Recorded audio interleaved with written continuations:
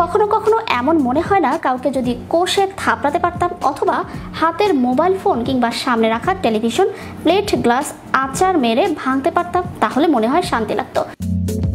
মনের ভেতর পুষে রাখা এমন ক্ষোভগুলোকে দূর করতে এবং ভাঙচুরের জন্য নিষ্পিস করতে থাকা আপনার হাত দুটোর জন্য প্রথমবারের মতো বাংলাদেশে চালু হয়েছে দ্য রেজ হাউজ।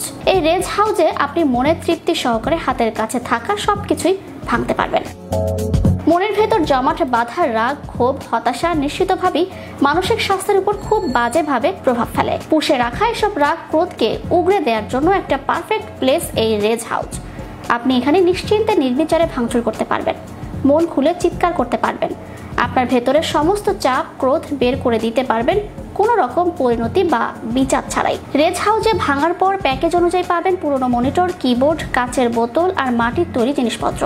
প্রতিটা সেশনের পর কক্ষগুলো পরিষ্কার পরিচ্ছন্ন করে নতুন করে আবার ভাঙার জন্য জিনিসপত্র দিয়ে সাজানো হয়।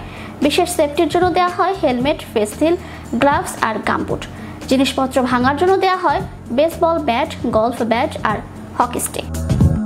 এখানে স্টার্টার প্যাকেজ শুরু হয় 500 টাকা থেকে, যেখানে একজনের জন্য টাইম স্লট থাকবে 10 মিনিট।